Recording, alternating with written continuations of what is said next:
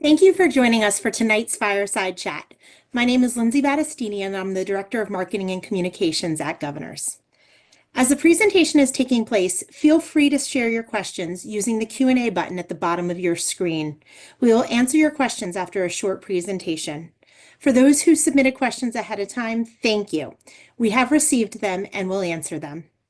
I will now turn it over to Head of School, Dr. Peter Quimby, and President of the Board of Trustees, Paul Nardone. Thank you, Lindsay, and welcome everyone. As we were waiting for the webinar to start, I was listening to the chapel bell chiming, which is something it goes off every hour, but I don't always get to hear it because it's really quiet here in my office in the Phillips building.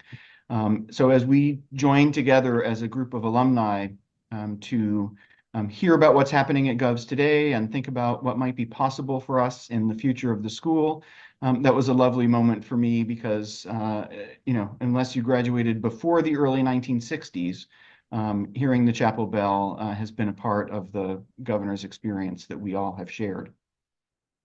It's truly a pleasure for me to be able to spend some time with you today, and especially a pleasure to talk about something that has been sort of at the center of the work that I have been focused on over the course of the last many years, and that is the Academy's new strategic plan. The goal for tonight is not to walk you through the strategic plan in great detail. We are now in the process of developing materials that will allow us to share the plan with alumni, both in materials that we will send out broadly to people, but even more importantly, to share with people in small group conversations as we hold receptions and small group gatherings around the country starting as early as this coming fall. The goal for tonight is to really present a high-level overview and to provide some context for the work that went into building the plan that we will be sharing in more detail in the not-so-distant future. So thank you for your interest in coming here and learning more about this. Let me start with describing the sort of elements that came together to create the strategic plan that the board endorsed just about 2 months ago. And this work, as this timeline on the screen suggests, really began in the fall of 2022 when we engaged in our decennial accreditation with the New England Association of Schools and Colleges. There had been 18 months of work that led up to a team of colleagues from other institutions visiting our campus in the fall of 2022, and they provided us with a report that was a response to a very detailed self-study that we had conducted over the course of the greater part of a year. And we took that report from the visiting team and distilled that into some major themes that have then factored into the work of developing a new strategic plan. The other thing that feeds into the plan is the development of a new campus master plan. And while it might not, you won't see reference to new facilities specifically on the slides that I'll show you tonight. I will suggest to you where the elements of the new campus master plan feed into the strategic plan, because much of what we hope to accomplish in this plan will require either upgraded facilities that are an enhancement over what we have now, or perhaps in some cases even new facilities that don't exist yet. And so the inputs that lead to that came from again a campus master planning process that took over a year. That was a process that engaged faculty and staff in focus group conversations, and it engaged students and parents as well. After we had completed our new campus master plan, we then began the research of gathering inputs to write our strategic plan. And that involved conducting surveys of all of our students, all of our parents, all of our alumni. And the surveys that went out to those groups were built using focus group conversations with faculty and staff. And so we were working with an outside organization to sort of pull all of that data together and distill it into a coherent, forward-looking, and I hope when you see it in its detail in a few months, I hope you'll think an inspirational plan that will do some exciting things for us as we look to the future of the Academy. So that work was sort of begun in earnest in the fall of 2023. And at the winter board meeting this past February, February 1st, the Board of Trustees endorsed the strategic plan. And as I said at the beginning, we will sort of be building out the collateral materials for the plan and sharing those as we move into the fall. So what did we learn when we did all of this work? It was a really useful process to go through, because this group that we were working with, Art and Science, was not coming in to say, here's an opportunity to be something you aren't as a way to distinguish yourselves in a competitive marketplace.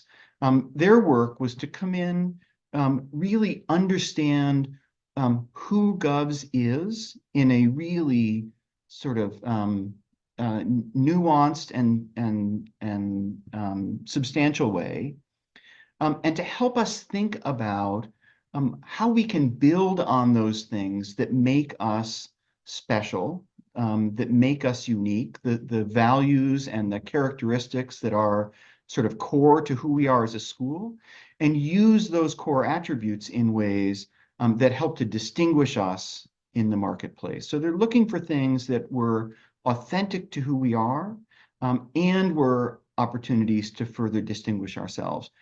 And part of what they came back to us with was this notion that Govs does two things at the same time, each of which is done by most schools, each of which are done by most schools, but that very few schools do well together at the same time. They talked about it in terms of challenge and support. We talk about it in the plan as connection and excellence. We have long believed that that part of what it is that allows our students to discover what it is that they care about, realize what it is that they're good at, and find their passions is the fact that they are deeply grounded in a sense of community where they know that the peers and adults in their lives care about them and will support them in their exploration of what it is that they love and who they can become, whether they succeed or fail when they're trying new things. And so, I will often, in talking with prospective families, talk about this notion of Govs as a family-like atmosphere, as a nurturing and caring and supportive community. And the point I always make to them is that I don't mention the character of our community just because I think it's nice to be at a place where people are eager to be a part of something larger than themselves, right? It is nice to be a part of a community that's warm and welcome and nurturing. But I don't think it's nice. I actually think it's important. I think it's important both developmentally and educationally, particularly for students in their high school years. It's really hard to be an adolescent today and strike out on your own. Do something where you don't feel confident at the outset that you're going to be successful. And yet, it's by failing, it's by trying something and discovering that you don't like it. That's not failure, but or trying something new and maybe not succeeding at it in the way that you had hoped. That's how students discover what it is that they're actually really good at in some larger sense. It's how they discover what it is that they love. And once they've discovered that, then we can help them sort of hone those passions, and focus on those things in ways that allow them to achieve success. But it's the combination of excellence and connection together that produce something that's greater than the sum of its parts. And so that notion of Govs as a place that is deeply grounded in community connection, and fully committed to rigor and excellence in all areas of our program. It's the combination of those things that Govs does that will distinguish us increasingly in the marketplace. Again, we've been doing both of these things for a long time, but we haven't talked about them in ways that really make it clear to an external audience how it is that those things make Govs the unique and special place that it is. We believe that when we're doing this even better than we have in the past, we will, in fact, be positioning ourselves as leaders in the field of secondary education. I left out two groups of people who were surveyed as we gathered data in the process of working to create this strategic plan. We also surveyed people who inquired about Govs in the admissions process and ultimately decided not to apply. We had focused semi-structured interviews with about 30 families who inquired and did not apply.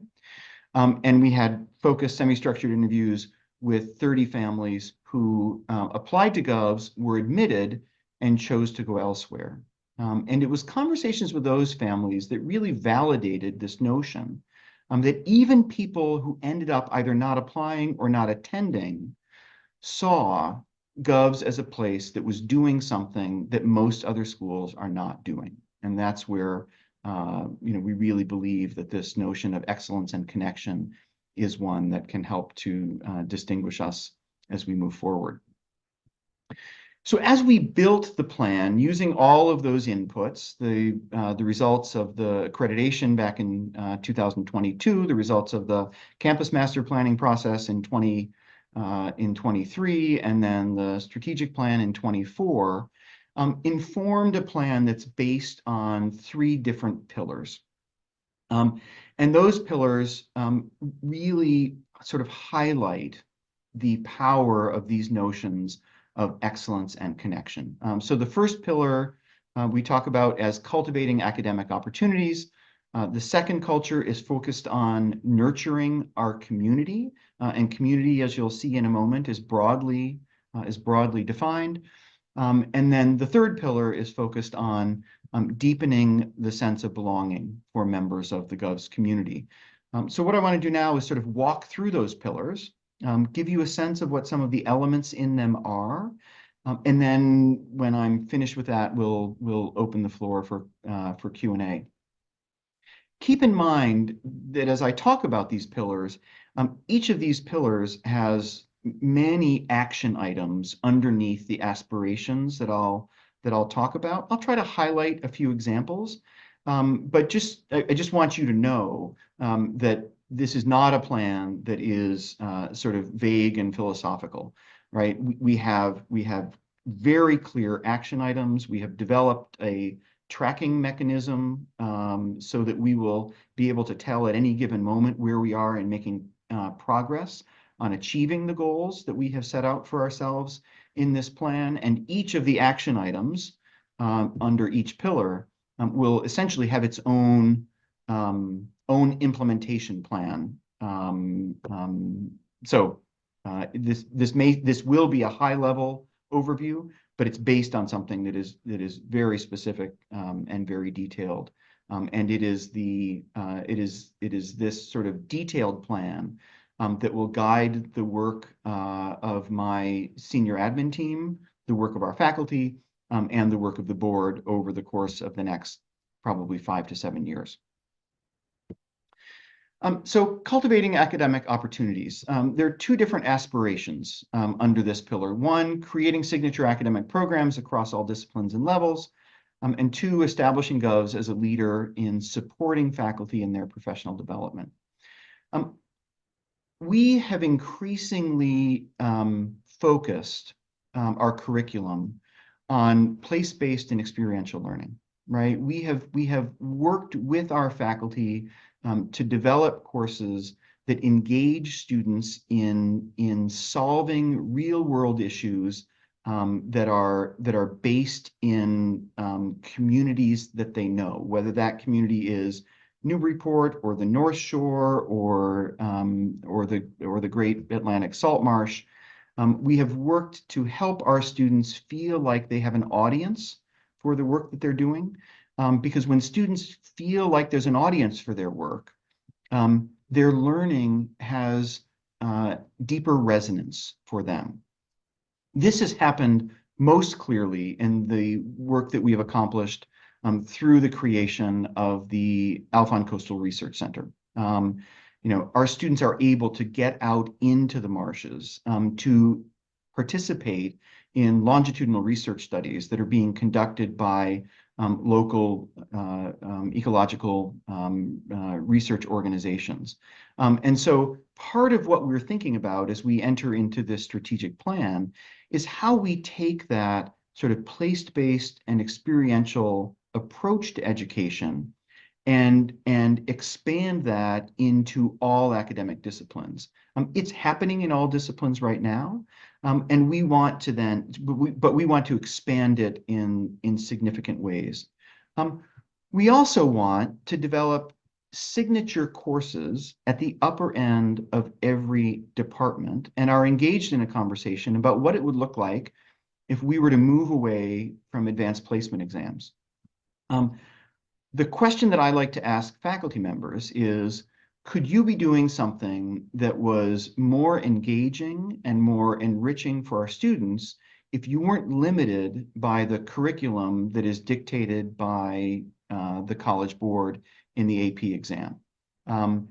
If the answer to that question is yes, right? If a faculty member is telling me I could do something that would be better for our students, that would challenge them more, that would engage them more deeply than the AP exam, well, then to my way of thinking, that's what we should be doing for our students.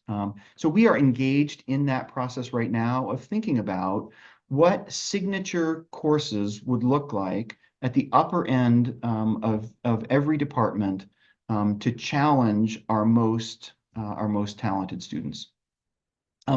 But it's not just about challenging our most talented students. It's about creating a curriculum that brings our students in and gets them focused appropriately on what it means to be a student at Govs and what it means to receive a well-rounded education. And so, for example, we've been engaged in a pilot program with our ninth graders over the course of the last year, where they get grades eventually, but they only get their grades after they receive a set of narrative responses in a rubric that are designed to get them thinking more about how they can continue to grow as learners and deepen their mastery of the material, to think more about that than they're thinking about grades.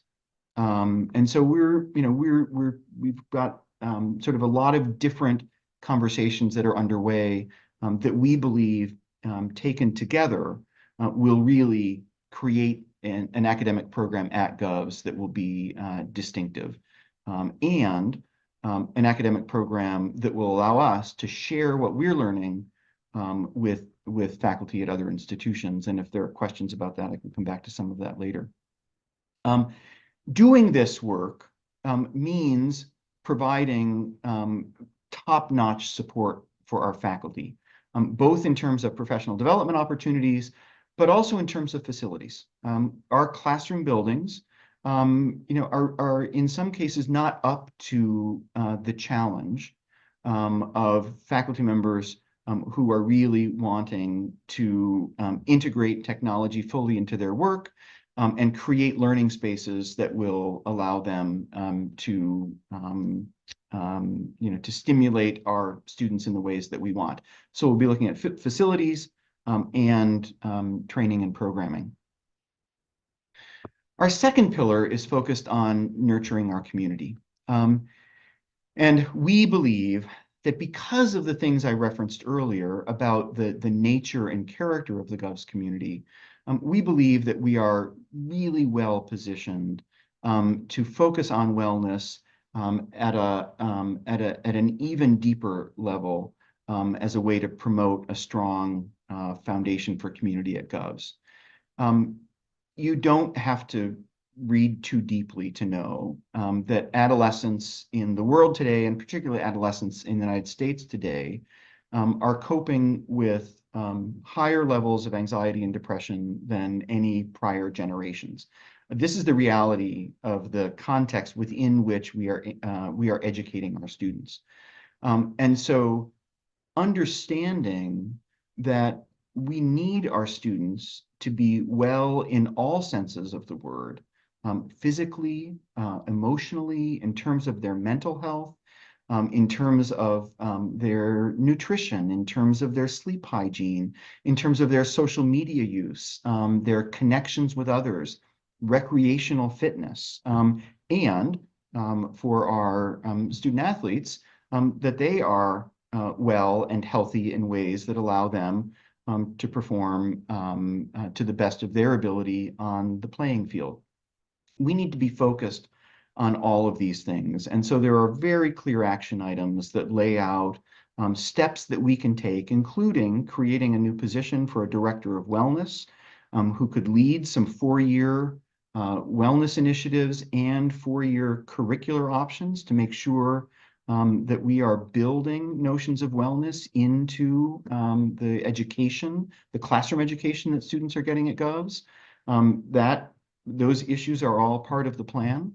And we also know that there are some physical needs that we have, and this again comes out of the campus master plan for new facilities. We need our field house needs work, our health center needs work, and so our campus master plan has given us some ideas about how to address those topics and create the facilities that would support the establishment of a path-breaking comprehensive wellness program.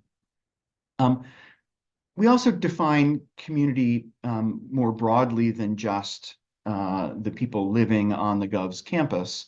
Looking at the issues facing our world today, we believe that it's important to help our students understand what it means to be responsible stewards of the environment, and what better way to do that than by engaging with the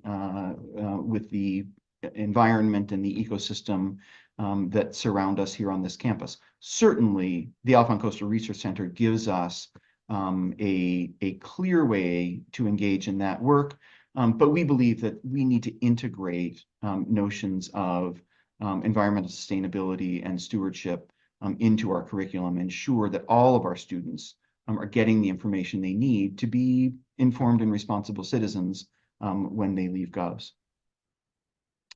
The final pillar is related to belonging and deepening the sense of belonging that all people have on our campus. And so we will work through this plan to ensure that Govs is a diverse community, that it's a welcoming community to people from all different backgrounds and perspectives. And we will continue to work to make a governor's education accessible to as many people as we possibly can. As we think about what it takes to help every student have a sense of belonging on campus, part of that relates to our residential community. And so as we think about belonging and residential life and creating spaces that break down the community into sort of manageable groups, we're thinking about renovated and even new dormitory spaces so that we can facilitate the building of community through our residence halls. And let me give you one example. Right now, in many of our dormitories, you have to enter dormitory spaces in order to get into a common room. And that makes it hard to really pull groups of people together in a common room, because you have to walk through private spaces to get to that public space. But what if the entry point to a dormitory was the public space? It would make it much easier then to welcome day students into the residential experience, to welcome students of all genders into those common spaces in dormitories, so that we can be creating residential spaces that are also the hub for social activity on the weekends, for events, and building community in dormitories, all of which serves to enhance and deepen a sense of belonging on our campus. And finally, we're thinking about community a little more broadly here as well. I think all of you know that our school motto is non sibi sed elis, not for self, but for others. We currently have a community service requirement where every student is required to engage in 100 hours of community service before they graduate. Um, um, we want to ask ourselves whether we are really engaging with and committing to and benefiting the communities around us in the ways that we might. Certainly, Special Olympics as a signature program for Govs that has been a feature of our program for over 35 years at this point is a wonderful event. But how do we take things like that and make sure that all of our students really are discovering the benefits of giving back and serving others, which is really what our school motto suggests we ought to be instilling in them. So that is my overview of the plan. We are working as always at this intersection of connection and excellence. Our strengths as a school are embedded in that notion of connection and excellence, and we will continue to lean on those strengths to enhance the experience of our students and enhance the position of our school in a really competitive marketplace moving forward. That is all I had. I saw a couple of questions pop up in the chat. Some people submitted questions in advance. Paul Nardone is going to take responsibility sort of for moderating the Q&A portion of the program. And so, Paul, I'm going to flip it over to you. All right, Peter. Well, thank you, and great job there. And I just want to say to our alum on this meeting here, as a member of the class '86 and president of the board of trustees, I'm really proud of the work that Peter and his team have done. I've had the privilege of having a front row seat to kind of see this all come together, and it's been fantastic and very stimulating to see just the quality of work. So I look forward to you all having an opportunity to learn more about this plan. And I think this is a great preview tonight of what's to come. One of the things you said, Peter, I think is a great segue. You said, it's important to us to make Govs accessible to as many as we can. And a number of questions came in with this theme about how are we addressing concerns about the affordability of a Gov's education, and how close is Govs to meeting the financial needs of all of our students? Yeah, it's a great question, and let me answer that in a couple of different ways. The first thing I'll point out is that in the $100 million campaign that we just completed less than a year ago, one of the top priorities in that campaign was increasing our endowment for financial aid. Education at schools like ours is an incredibly labor-intensive business, right? Our value proposition is grounded in the interaction that students have with adults in their lives who know them well and are deeply invested in their success in and outside the classroom. It's a very expensive educational model. And so, we need to do everything we can to raise the resources necessary to provide financial aid for students. In terms of thinking about need-blind admissions, the first thing I would say is that I could count on the fingers of one hand the number of boarding schools in this country who are truly need-blind. It's a very expensive proposition. We're really not close to being need-blind. We currently are spending over $6 million a year on financial aid, and that impacts roughly 28% of our student body. If we were to be need-blind, that number would probably have to double, and doubling that number would require raising an endowment in the $125 to $150 million range just for financial aid. That said, we are absolutely not throwing up our hands and saying there's nothing we can do, right? And I will tell you that at our winter board meeting, where the Board of Trustees approved the budget for the subsequent fiscal year, this question of affordability was very much at the forefront of board members' minds, and something we have been focused on and will continue to focus on, both in terms of thinking about how we deliver this educational model as efficiently and cost effectively as we can, and in terms of thinking about how we can continue to raise resources to remain accessible to as many families as possible. Thank you. I know a related question in this area as well is, what efforts are we making to ensure the student body is diverse in every sense of the word?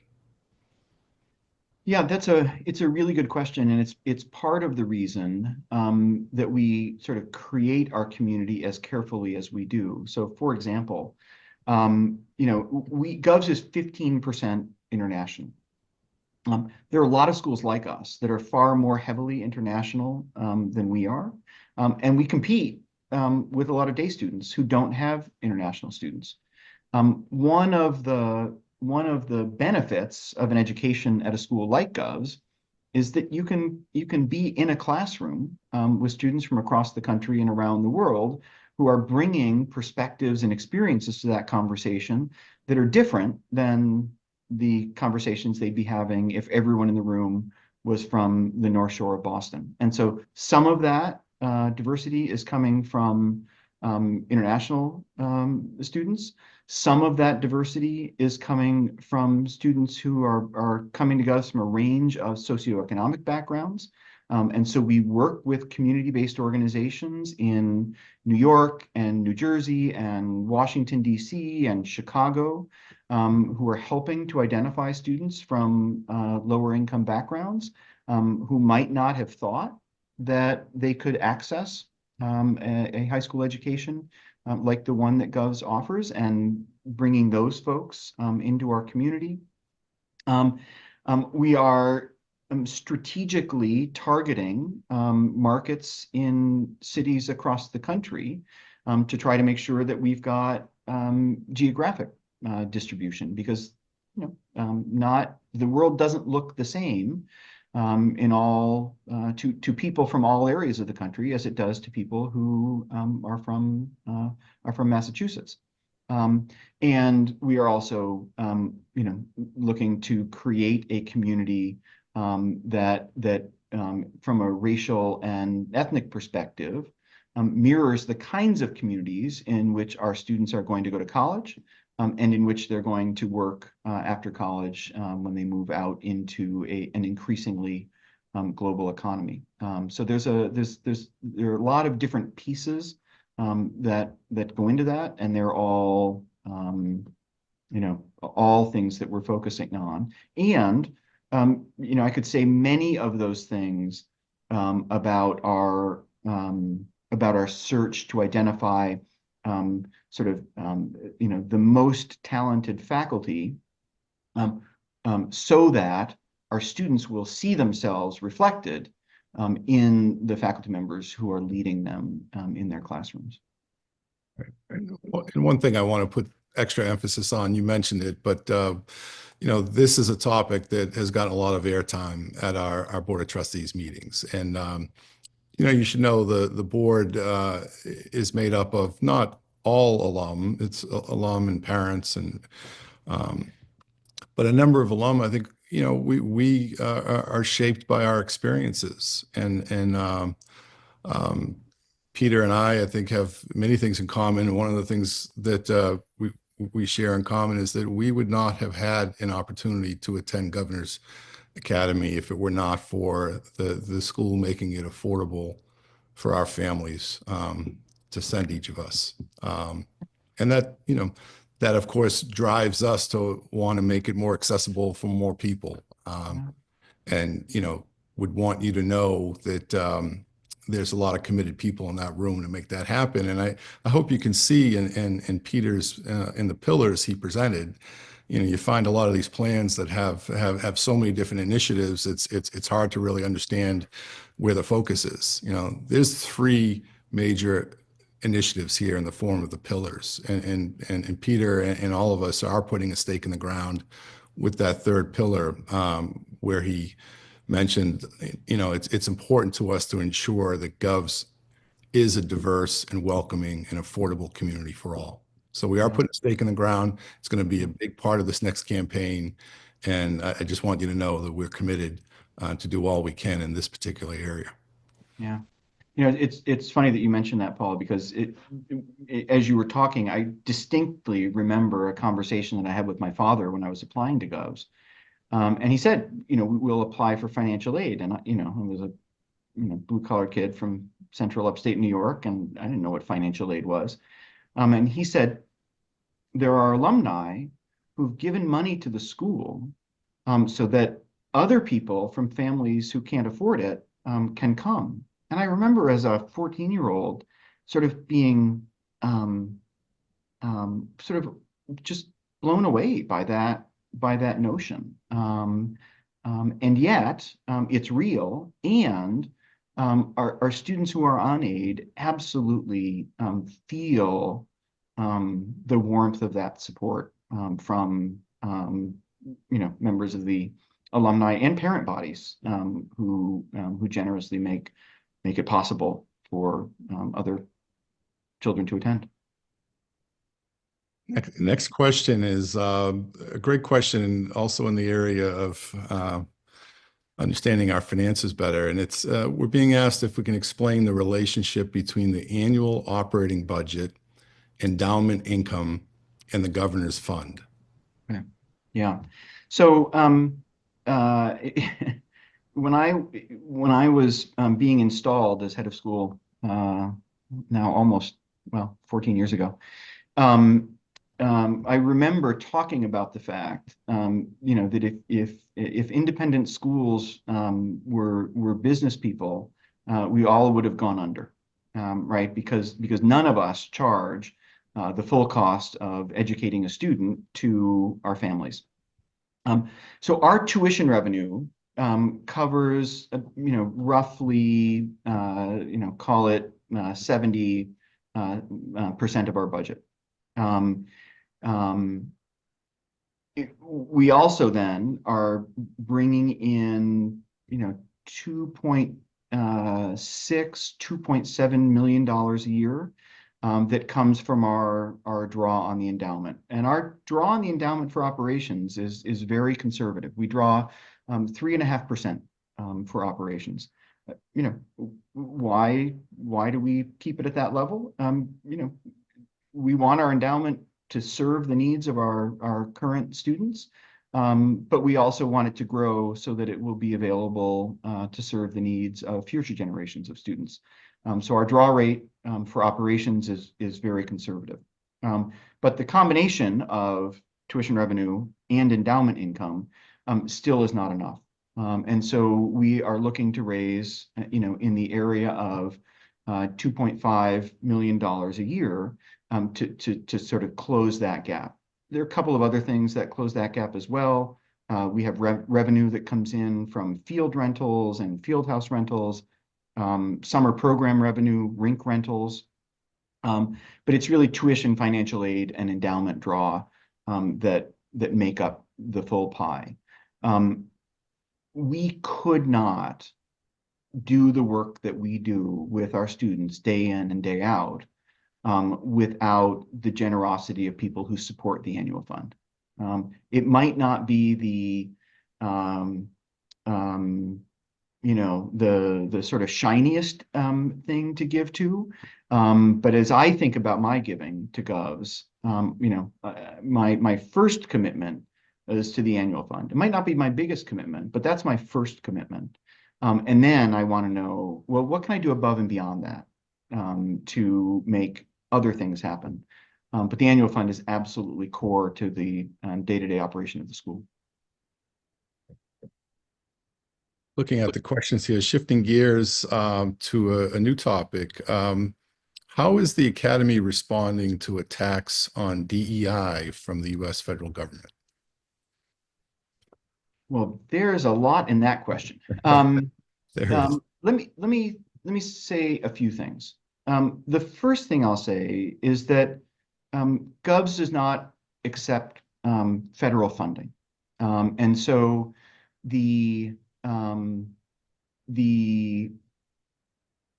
way in which new policies, new directives from Washington are impacting educational institutions almost all flow through the government's ability to withhold funding if institutions are not complying.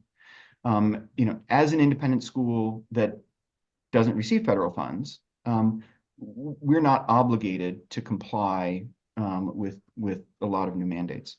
But I want to approach that from a different perspective as well. The way we think about DEI, which we increasingly talk about in terms of community and belonging, the way we think about it is, what's our mission, right? We're not doing anything to get on a social trend or try to look good to a certain political perspective, right? Our goal is to educate our students, and we have a pretty clear mission statement.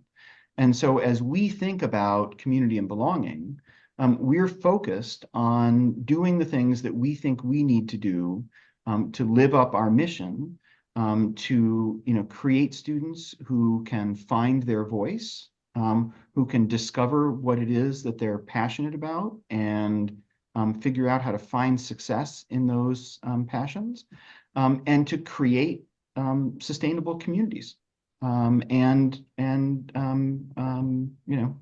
diverse and sustainable communities. And so we remain focused on that. I'll give you an example. You all received a communication from me about changes that we made in the flags that hang in the student center, and that I think is a really good example of how we deal with issues like this within the Govs community. So we had a Black Lives Matter flag hanging in the student center. That flag was put up in 2020, and when it was put up, it was intended as a clear sign of support to our students and colleagues of color. At that point, the Black Lives Matter flag meant sort of generally something different than it has come to mean today. And I heard from a number of alumni and parents, and we heard from some prospective families, that the Black Lives Matter flag was something that to them was very exclusionary, that did not signal belonging at all, in some cases quite the opposite. And so our Dean of Multicultural Education and I sat down with our students of color, the students to whom that flag was meant to signal inclusion and belonging, and said, for some people, that's not what this flag symbolizes at all. And they were unbelievable. And they said, well, we don't want anything that's going to signal to other people that they don't belong. So let's figure out a way to put something up that is truly about belonging and inclusion. So we're focused on our values. We're focused on thinking deeply about how we care for members of the Govs community. And working actively to have those things not be about politics, but be about our mission and how we support and educate our kids. Well said. You mentioned flags, and there's at least one curious person as to why we do not have the American flag hung in the student center. But I know to us it's probably in a more prominent location on our campus, and flag means something very special to us in our year-end awards. Yeah, I mean, I would argue that the most important flag on our campus is the Morse flag, the one that hangs on top of the flagpole right outside, Frost Library. If you're ever on campus at night, right? I mean, protocol says you don't fly the flag at night, you lower it unless it's lit. And so the American flag on our campus is lit at night. And so I think that we are, displaying the utmost respect for the American flag. And many of us would describe the Morse flag ceremony as perhaps the most sort of moving ritual of the academic year, where we are saying, that the highest award we can bestow on a student is the Morse flag. So I think the American flag is displayed far more prominently on our campus than any other flag by far. All right, we've got about 10 minutes left and a few more questions here. So next question is, just given our goals to become a nationally recognized leader in secondary education, is acceptance and enrollment of graduates at the nation's best universities a way that we will be measuring the success? That is an outstanding question. We are always looking at that as an issue, but I think about this, and I'm going to come back to that. I think about this a little bit differently. And let me give you an example. I think that for a long time, Govs has been too humble, and I don't think we should become arrogant and brash. But I do think we need to be better at giving ourselves credit for doing things that are truly exceptional.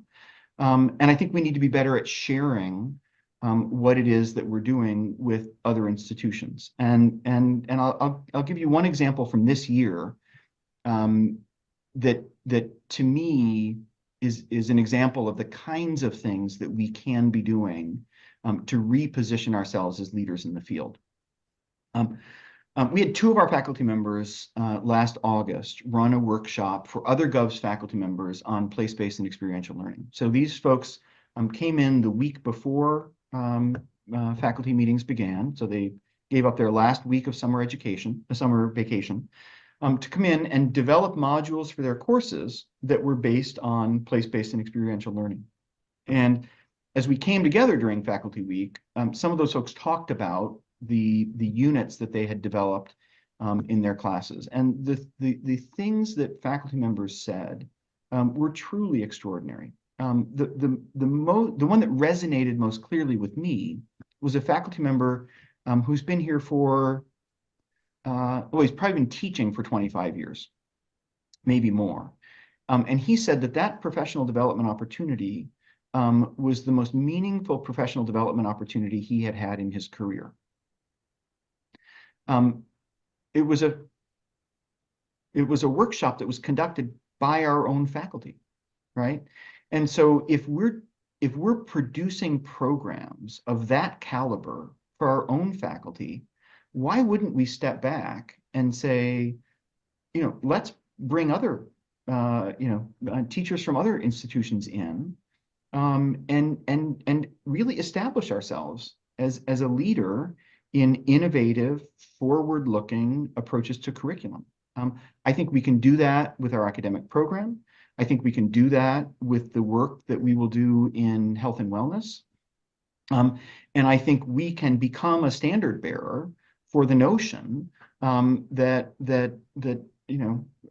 education without connection is education without a soul. I really believe we can do that. How do we measure that? One way to measure it is in the academic achievement of our kids. One way to measure it is in the people our students become. On the first measure, college acceptances are a way to measure that, and we are always thinking about how we can better communicate with colleges, better help colleges and universities understand what a student with a GOVS education will bring to their campus. Frankly, if we are developing a distinctive academic program, we're doing what's best for our kids. We're probably also advancing our goals in terms of raising the profile of our students at the same time, which I would think would have an impact on the college process. So there are a lot of sort of interconnected pieces here. That's part of it, but it's not all of it. Do you think I answered the question, Paul, or do you think I ducked it? No, not at all. I think you're too humble. I mean, there's been a step change from when we were there in the 80s and when folks were there in the 70s. I mean, Govs means something very different in the marketplace today than ever before. And I think that is reflected in the types of schools that our students are moving on to. But as a parent of a fairly recent Govs grad, I'll say, on the way in, we put a lot of importance on that, but I think when we see, the product of a Gov's education, I think that's what matters to me most as a parent who sent their children to Govs. Quality of the education, and they're going to have plenty of opportunities to go to fantastic colleges and be successful. And I think that we have some data in the research that we conducted in developing the strategic plan that suggests that this notion of wellness and connectedness and support and community is one that resonates with families. Parents, I think parents are worried about their children these days. Yeah, I think it's unhealthy of how much emphasis some put on that, and we don't want to contribute to that problem. So I think presenting optionality to our students and encouraging them to be their best self, and that's, I think, what matters most. Um, Young people's views, one of the last questions here we'll try to get to. Young people's views of the world and key issues can be shaped by adults and peers in their lives. How does Govs intentionally teach students how to think, not what to think? Yeah. It's a great question, and I talk with faculty about this all the time.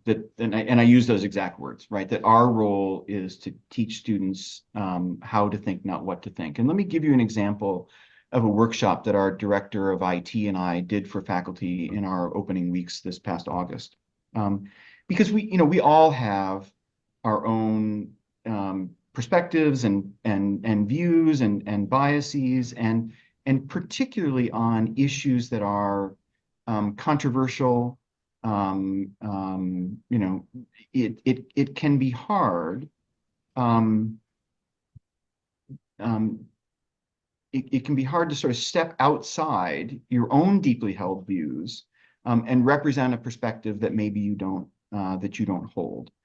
Hard, but really important as educators that we be able to do that. And so one of the things that we talked about was how faculty can use AI as a tool to prepare them for topics on controversial subjects in the classroom, right? Because if you believe strongly, right, that the immigration policies of the current administration are the only way forward for the country, and you know, and a student in your class is articulating that point of view, it might be hard to think about how you would challenge that point of view, and get students to sort of probe more deeply, or how you might represent a position that you don't actually believe in, as a way of, you know, making sure that other perspective is being represented in the classroom. The beauty of AI is that it's not emotional. It's also not always accurate, but you know, you take what you get and, you know, fact check and verify. But it can be a really helpful tool in anticipating another perspective, or in preparing yourself to make sure that you know, you're challenging every student to sharpen their argument, to refine their thinking, because I think that's ultimately what we want, right? We want our students to be clearer thinkers, to be more analytical thinkers, regardless of what their perspective is, right? We want them to be able to defend their position, whatever that position is, in ways that are intellectually rigorous. Well, it's part of our core 7 essential skills, right? Absolutely. So, Yeah. Yeah. all right. Best question for last from a classmate of yours, Peter, from the class of 85. Jeff Taft asks, are you looking forward to your 40th Govs reunion in June? I was worried there for a second that it was going to, you know, go back to something I did senior year. So I'm happy with it. Am I looking forward to it? I would say I'm having sort of mixed emotions. The only negative emotion on the mixed side is, holy cow, how is it that it's already my 40th reunion? Putting that aside, I'm absolutely looking forward to it, in part because we missed our 35th. Our 35th was June of 20, when we had no reunions, but also because, you know, I'm the first alumnus to serve as head of school since Ariel Parish Chute in 1852. I'm sure you all knew that, but I just thought I would toss it out. And so the you know, the pleasure and the privilege that it gives me, you know, I get to go to every reunion, but to host my own classmates at reunion it's just super cool. It's a special treat, and so I'm really looking forward to welcoming my classmates back to campus. Great, great. Well, we're right at 7:58, so perfect timing. You know, I'll turn it over to Peter, but I just want to thank you all for being with us this evening, and appreciate your support. And Peter, we'll let you close it up here. Yeah, I'll echo Paul's thanks. You know, I often say when I'm at events that one of the ways that we measure the health of our school is the degree to which we continue to be relevant. And one way to measure that relevance is whether, you know, people want to know what's happening, whether people want to stay engaged. And so your participation this evening is a sign to me that you care about the work that we're doing, that you're engaged with your school, and I'm incredibly grateful for that, because we feel that support here on campus. So thank you for being here, and I hope that as we start talking about this plan in you know, settings large and small, in the late summer and fall, that we'll have a chance to continue the conversation in person. Thanks, everyone. Thank you.